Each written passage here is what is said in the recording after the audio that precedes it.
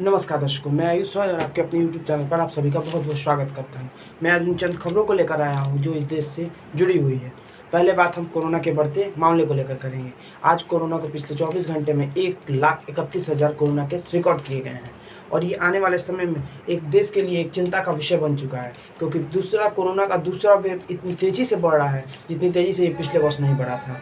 और पिछले वर्ष जिस तरह से भारतवर्ष ने लॉकडाउन का सामना किया था, हम कहीं उस ओर तो अग्रसर नहीं हो रहे हैं, क्योंकि सरकार और हम सबकी ये नैतिक जिम्मेदारी बनती है कि किस प्रकार से कोरोना के मामले को संतुलित रखने के लिए हम मास्क, सैनिटाइजर और वैक्सीनेशन प्रोसेस में अपना सहयोग दें, क्योंकि 45 प्लस से उम्र के जितने लोग हैं उनको अभी वैक्सीनेशन का प्रोसेस चल रहा है। और ये उन लोगों की नैतिक जिम्मेदारी बनती है कि वो सरकार के द्वारा दिए गए गाइडलाइंस के अनुसार वैक्सीनेशन प्रोसेस में भाग लें और वैक्सीन लें, क्योंकि वैक्सीन आने वाले दिनों में कोरोना के खिलाफ जंग लड़ने में हम सब के लिए काफ़ी मददगार साबित होगी। और कोरोना के बढ़ते मामले को लेकर जिस प्रकार से कुछ भ्रांतियां भी लोगों में उत्पन्न हुई है, लॉकडाउन की भ्रांति जिस प्रकार से लोगों में बढ़ी है, उसी का असर है कि कुछ जगहों से एक ऐसी तस्वीरें भी आ रही हैं जहां लोग पलायन की ओर अग्रसर हैं। जी हाँ, हमें नहीं भूलना चाहिए कि पिछले वर्ष पूरे भारतवर्ष ने पलायन का एक ऐसा दृश्य देखा था जो हम सब के लिए दुखमय था, क्योंकि लोग पैदल ट्रेनों में भर भर कर अपने प्रदेश की ओर कूच करते पाए गए थे। इसलिए सरकार को इस पर क्लैरिफाई देना पड़ेगा और सरकार को आगे आकर लोगों को ये समझाना पड़ेगा कि भारतवर्ष अभी लॉकडाउन की ओर अग्रसर नहीं है। दूसरी बड़ी खबर की हम बात करेंगे। दूसरी बड़ी खबर सीबीएसई की परीक्षा को लेकर है। जी हाँ, कुछ जगहों पर और कुछ छात्रों द्वारा सीबीएसई की परीक्षा को अभी रद्द करने की मांग चल रही है। कहा जा रहा है कि इस कोरोना के बढ़ते दौर में बच्चे किस प्रकार से ऑफलाइन परीक्षा दे पाएंगे। सवाल ये भी उठ रहा है कि जब बच्चे ऑनलाइन पढ़ाई किए हैं साल भर, तो फिर वो ऑफलाइन परीक्षा क्यों दें। अब अथॉरिटीज़ ये कहती हैं कि बच्चों के पास टूल्स की कमी है जिससे वो ऑनलाइन परीक्षा नहीं दे सकते। तो एक सवाल और उठता है कि जब बच्चों के पास टूल्स ही नहीं है तो फिर वो साल भर ऑनलाइन पढ़ाई कैसे किए होंगे, और जब ऑनलाइन पढ़ाई ही नहीं की तो फिर वो एग्ज़ाम कैसे देंगे।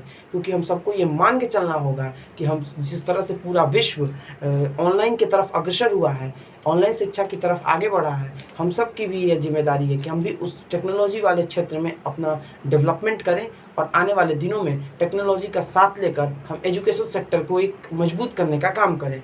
क्योंकि नेशनल एजुकेशन पॉलिसी जो 2021 में आई है, उसमें ये मेंशन है कि देश की जीडीपी का 6% एजुकेशन सेक्टर पर खर्च करना चाहिए। मगर हम पिछले वर्ष की बजट देखें तो उससे ये साफ मालूम चलता है कि हम अपने जीडीपी का मात्र 2.6% एजुकेशन सेक्टर पे खर्च करते थे। तो ये हम सब की जिम्मेदारी है कि किस प्रकार से हम टेक्नोलॉजी को और आगे बढ़ाएं और शिक्षा के क्षेत्र में आगे बढ़कर क्रांति लाने का काम किया जा सके। तीसरी बड़ी खबर है हम आईपीएल से लेकर। जी हाँ, आज 9 अप्रैल है और आज से आईपीएल का आगाज हो रहा है। आईपीएल विश्व का सबसे बड़ा T20 टूर्नामेंट है और आज इसकी शुरुआत चेन्नई से हो रही है। जी हाँ, चेन्नई के मैदान, बिना दर्शकों वाले मैदान पर आज बेंगलोर और मुंबई इंडियंस के बीच मैच खेला जाएगा। कोहली की टीम और रोहित शर्मा की टीम, जो कि डिफेंडिंग चैंपियन है, 5 बार की विजेता है, आज उन लोगों के बीच मैच खेला जाएगा। और आईपीएल का क्रेज किस प्रकार से भारतीयों में बढ़ा है उसका हम सब जानते हैं उसको।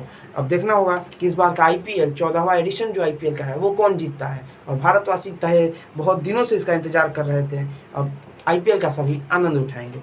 चौथी बड़ी खबर का हम बात करें बंगाल से लेकर। जी हाँ, जब न्यूज़ बने और बंगाल की बात ना आए तो ये जायज़ नहीं होगा, क्योंकि बंगाल में अब चौथे दौर का वोटिंग होने वाला है। और ममता दीदी पर भाजपा मुस्लिम तुष्टिकरण का आरोप लगा रही है, उस पर सियासी पारा चढ़ चुका है। क्योंकि ममता दीदी का खुले मन से कहना कि एक विशेष कम्युनिटी के लोग हमें ही वोट दें, ये कहीं ना कहीं भारतीय राजनीति के लिए भारतीय लोकतंत्र के लिए एक चुनौती बन चुका है।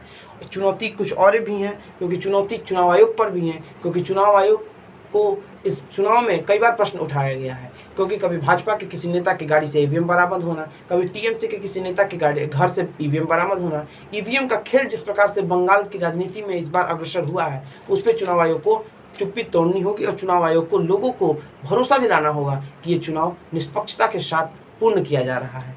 अब हम बात करेंगे आगे अगली खबर की। अगली खबर महाराष्ट्र है। जी हाँ, कुछ दिनों पहले जो एनसीपी अनिल देशमुख को बचाने के लिए अग्रसर रहती थी, जो एनसीपी कहती थी कि गृह मंत्री पद से अनिल देशमुख इस्तीफा नहीं देंगे, वही अनिल देशमुख कुछ दिन पहले गृह मंत्री पद से इस्तीफा दे देते हैं। अब सवाल ये उठता है कि जो परमवीर सिंह द्वारा लगाए गए आरोपों पर क्या अनिल देशमुख पर बनाया गया दबाव उनके इस्तीफा का कारण बना। और सवाल एक परमवीर सिंह पर भी उठेगा, क्योंकि जो परमवीर सिंह जब उनको पुलिस कमिश्नर के पद से हटाया जाता है, उस पुलिस कमिश्नर पद से हटने के बाद ऐसे आरोपों को लगाया जाना, क्या परमवीर सिंह पहले ये नहीं जानते थे? क्या परमवीर सिंह को पहले इन सभी बातों की जानकारी नहीं थी? अगर जानकारी थी तो क्या वो अपनी हितों को ध्यान में रखकर आरोप लगाए?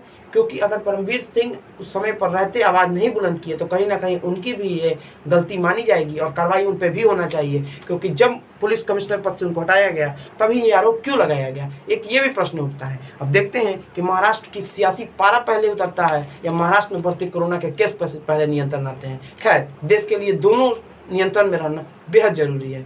आगे की खबरों के लिए हमारे साथ बने रहिए। आप सबका हमारे साथ जुड़ने के लिए बहुत बहुत शुक्रिया, धन्यवाद।